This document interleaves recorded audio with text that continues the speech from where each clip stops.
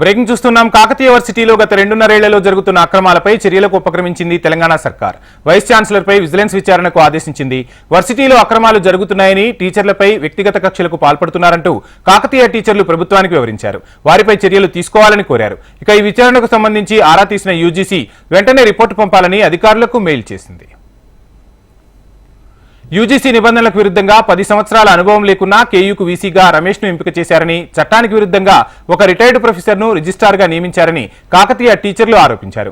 UGC నిబంధనలకు, ప్రభుత్వ ఉత్తర్వులకు విరుద్ధంగా 16 మంది అనుబంధ అధ్యాపకులను నియమించి నెలకు 8 లక్షల రూపాయలు ప్రజాధనాన్ని వృధా చేస్తున్నారని ప్రభుత్వానికి ఫిర్యాదు చేశారు. వీసీ, రిజిస్ట్రార్లు అక్రమంగా అర్హత ఉన్న వారికి ప్రమోషన్లు నిలిపివేశారన్నారు. భూములు కబ్జాదారులను కూడా వీసీ, రిజిస్ట్రార్ ప్రోత్సహిస్తున్నారంటూ ప్రభుత్వానికి కంప్లైంట్ చేయడంతో విజిలెన్స్ విచారణకు ఆదేశించింది సర్కార్.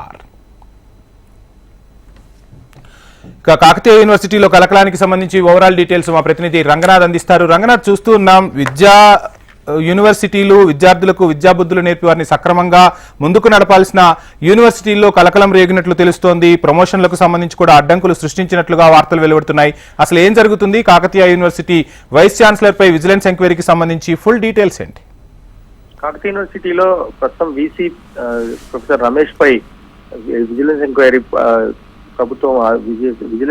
ప్రభుత్వం ఆదేశించడం ప్రస్తుతం కలకలం రేపుతోంది. ప్రధానంగా రమేష్ అక్రమాలపై గత కొన్ని రోజులుగా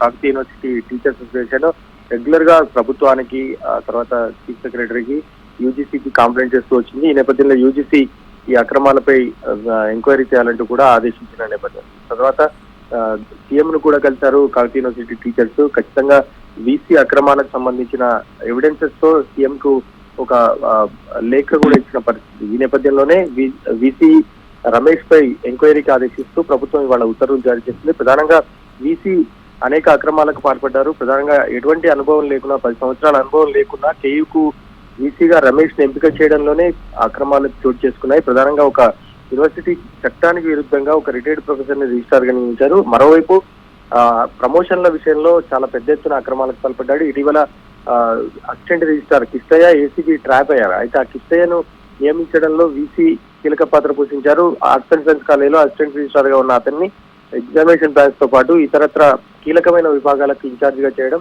ఆ తర్వాత అక్రమాలకు పాల్పడ్డ నేపథ్యం ఉన్న క్రమంలోనే వీసీపై ఆరోపణలు వచ్చాయి. అంతేకాకుండా కాకతీయ యూనివర్సిటీకి సంబంధించిన భూములకు సంబంధించి కబ్జా కూడా చాలా సీరియస్ గా తీసుకుంది అక్కుట్. దీనికి సంబంధించిన ఎవిడెన్సెస్ కూడా సీఎం అందించారు. ప్రధానంగా వీసీ రమేష్ అక్రమాలకి ఎమ్మెల్యే పల్లారాజేశ్వర రెడ్డి అండగా నిలబడ్డారంటూ కూడా ఓవరాల్ గా వాళ్ళు కంప్లైంట్ చేసినట్టుగా మనకు తెలుస్తుంది. అయితే రమేష్ పదవి కాలం ఈ నెల 21న ముగుస్తుంది. ఈ లోపలే విజిలెన్స్ ఎంక్వైరీకి ఆదేశించడం, already vigilance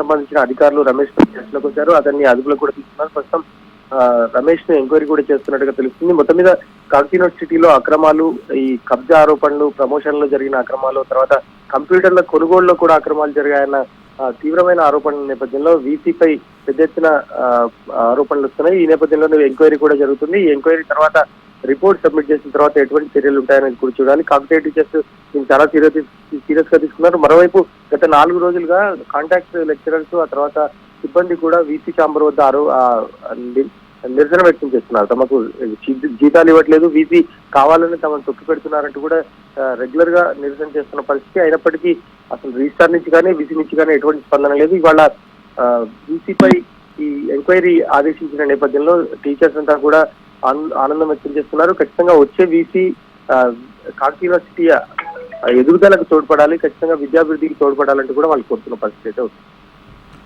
thank you Ranganath.